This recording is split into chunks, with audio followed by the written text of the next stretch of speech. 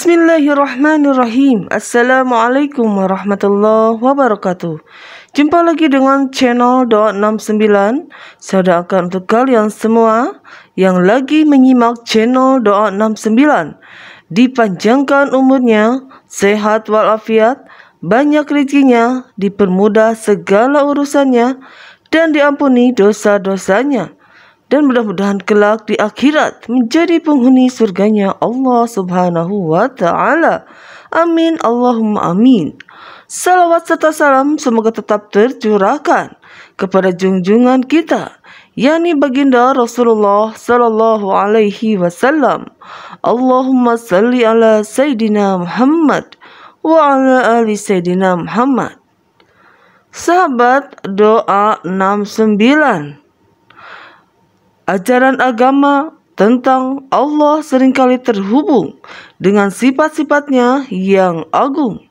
Namun, ada satu aspek yang mungkin jarang dipertimbangkan oleh banyak orang, yaitu Allah yang Maha Kuasa dan Maha Agung ternyata juga memiliki sifat malu. Konsep ini mengajarkan bahwa ada tindakan atau perilaku dari hambanya yang bisa membuat Allah merasa malu.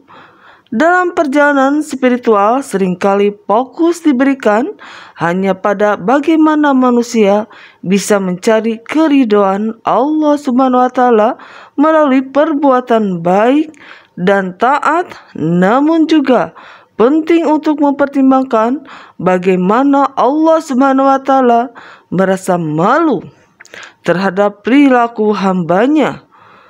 Mengenali bahwa Allah bisa merasa malu pada hambanya bisa memberikan dimensi baru dalam pemahaman kita tentang hubungan dengan Sang Pencipta.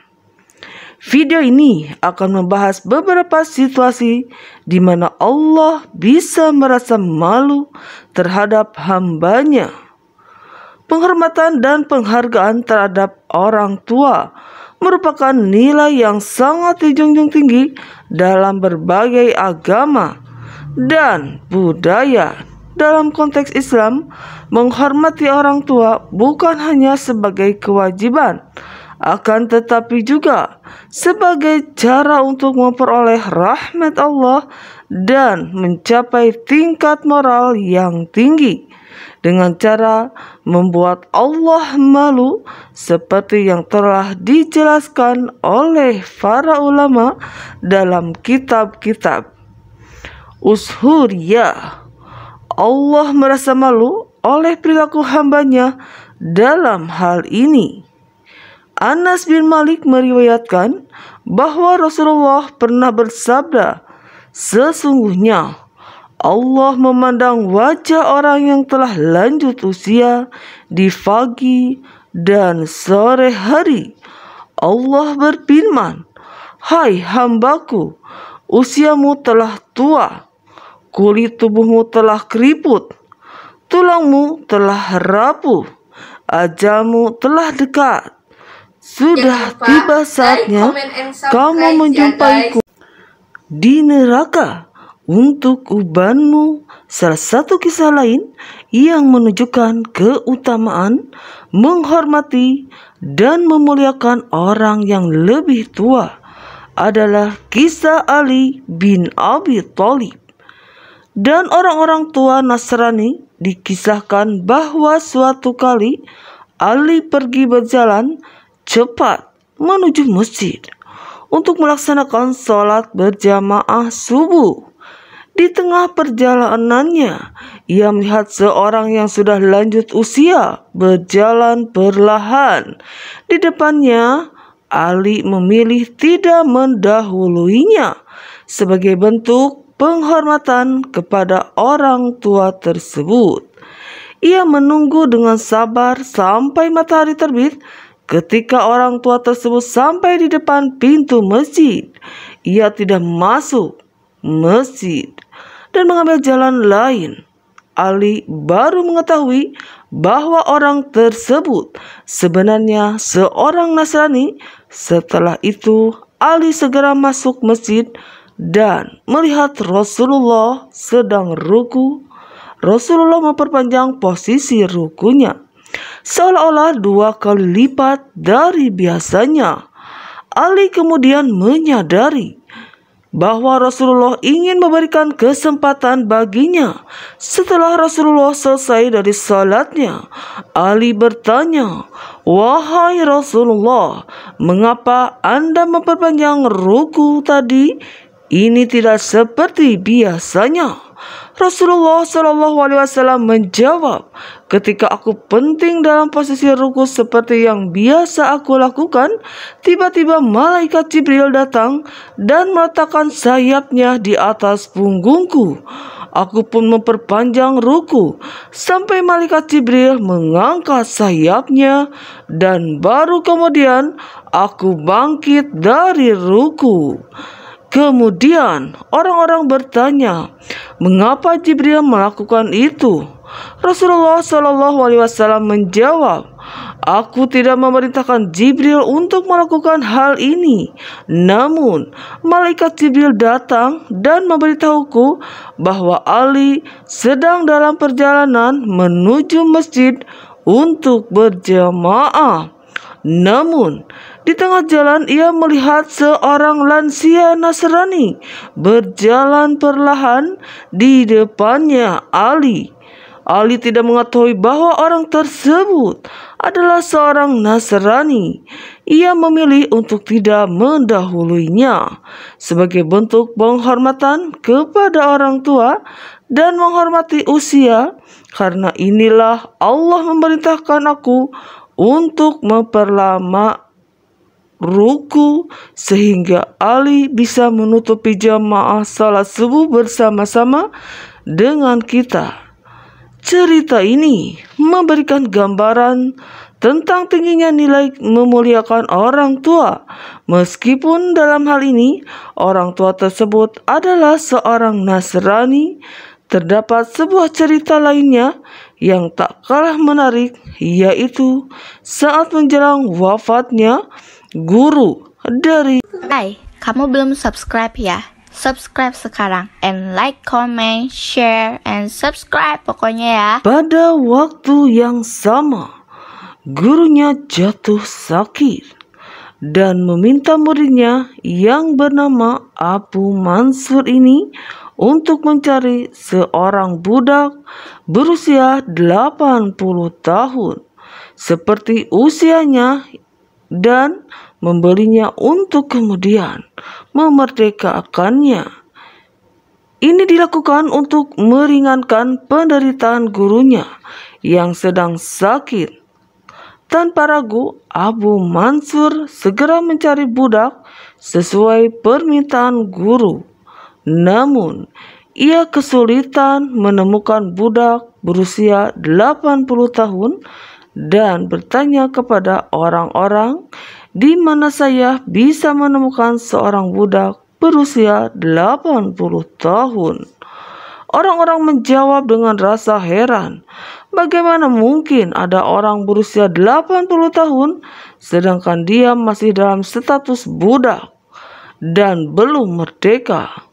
Setelah mendapatkan jawaban ini, Abu Mansur pulang dan menceritakan kepada gurunya apa yang ia dengar dengan penuh keikhlasan.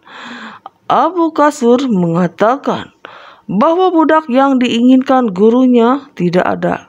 Ketika mendengar penjelasan Abu Mansur, sang guru meletakkan kepala di tanah dalam sujud mohon kepada Allah, "Ya Allah, muda berusia 80 tahun tak akan ada kecuali dia telah dimerdekakan, sedangkan aku sendiri sudah berusia 80 tahun. Mengapa engkau tidak memerdekakanku dari api neraka? Padahal engkau adalah Zat yang Maha Pengasih, Dermawan Agung, Pengampun, Penguasa, dan penerima syukur." Akhirnya Allah menjawab doa sang guru dengan memerdekakannya dari ancaman neraka. Karena kebaikan dan keikhlasan doanya Dari kisah ini kita bisa mengambil beberapa pelajaran. Pertama, menghormati orang yang lebih tua tidak akan pernah merugikan kita, bahkan bisa membawa dampak baik. Kedua, menghormati orang lain sangatlah penting karena tindakan tersebut akan mencerminkan kita sebagai orang yang lebih mulia dan dihormati. Ketiga, hubungan pada rambut menjadi simbol penghormatan dan dapat menjadi alasan Allah untuk malu dan melindungi kita dari siksaan. Terakhir, seringnya berdoa kepada Allah karena Dia Maha Pengampun dan Maha Mengetahui. Siapa yang tulus berusaha dari sini, kita dapat belajar bahwa sifat malu terhadap Allah membentuk tindakan-tindakan yang baik dan penuh kasih sayang terhadap hamba-Nya. Nama Allah Al-Hayyu memiliki arti yang dalam dan signifikan. Dalam bahasa akar kata hayya merujuk pada sifat malu atau kehormatan. Ini mengacu pada sifat Allah yang Maha Pemalu atau Maha Malu. Nama ini adalah lawan dari sifat al-waqa'ah yang mengacu pada sifat tidak tahu, malu, atau kekurangan rasa malu. Dengan kata lain, Allah adalah Maha Pemalu. Dan Syekh Muhammad Khalil Haras memberikan penjelasan bahwa Allah memiliki sifat malu yang sesuai dengan kemahabesarannya, bukan seperti sifat malu manusia yang terkadang bercampur dengan ketidakpastian atau rasa takut.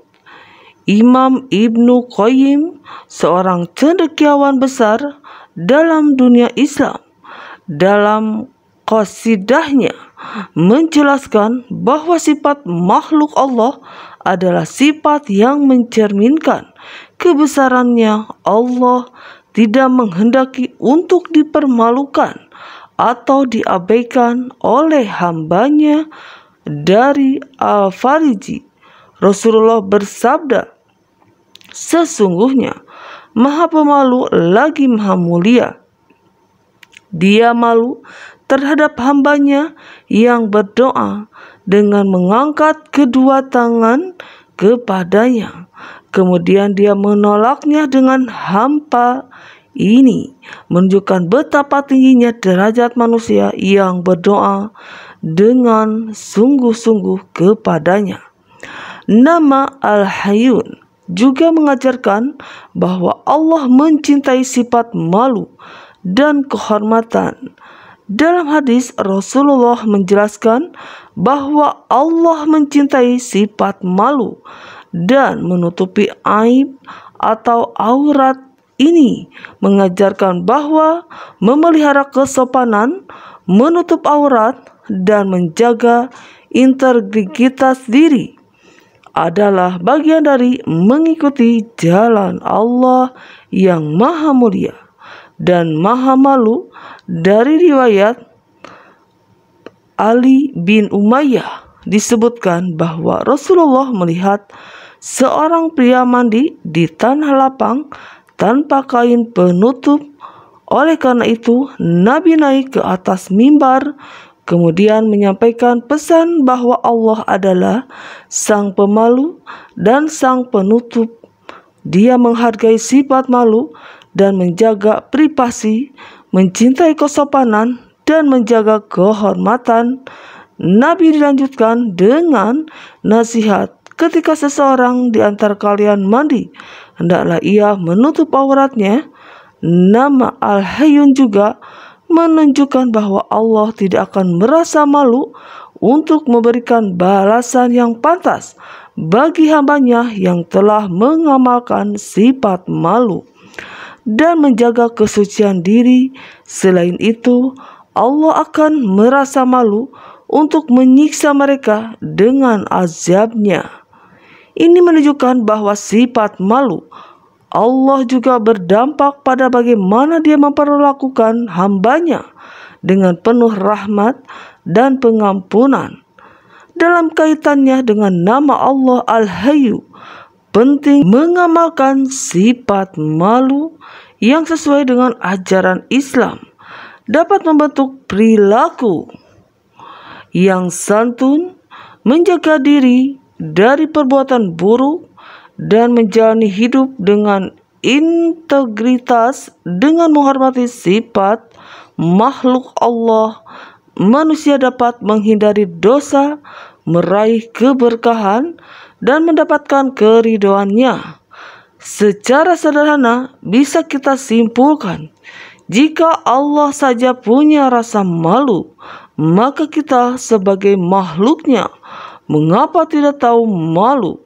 Sifat malu terhadap Allah memiliki dampak yang kuat dalam membentuk perilaku dan tindakan sehari-hari. Banyak contoh nyata dari kehidupan Nabi Muhammad dan para sahabat yang menggambarkan bagaimana sifat malu terhadap Allah bisa mempengaruhi interaksi mereka dengan sesama manusia dan dengan lingkungan sekitar. Contoh pertama, Rasulullah sangat menekankan pentingnya bersedekah secara rahasia. Beliau menganjurkan bahwa tangan kanan yang memberi, tangan kiri tidak boleh mengetahui. Ini menunjukkan sifat malu terhadap Allah, di mana tindakan kebaikan dilakukan tanpa kepentingan pujian atau pengakuan dari manusia. Kedua, para sahabat Nabi dan generasi awal Muslim lainnya sering melakukan ibadah secara sembunyi-sembunyi seperti sholat malam, puasa sunnah, dan membaca Al-Quran secara diam-diam karena rasa malu yang tulus terhadap Allah. Mereka menyadari bahwa ibadah semata-mata adalah kewajiban dan bentuk penghormatan kepada Allah, bukan untuk diperlihatkan kepada orang lain. Ketiga, para sahabat dan kaum awal Muslim juga sangat menjaga aurat dan berpakaian dengan sopan. Mereka memahami pentingnya menjaga kesopanan dan malu terhadap Allah dalam berpakaian. Pada hadis dari Muawiyah bin Haidar menceritakan, di mana Rasulullah pernah ditanya, "Wahai Rasulullah, jika salah satu dari kami sedang sendirian, apakah dia diizinkan untuk telanjang?" Beliau menjawab, "Allah lebih berhak agar seorang hamba merasa malu di depannya daripada di depan manusia." Ini mencerminkan sikap hormat terhadap tubuh yang dianugerahkan oleh Allah dan menunjukkan penghargaan terhadap nilai-nilai moral.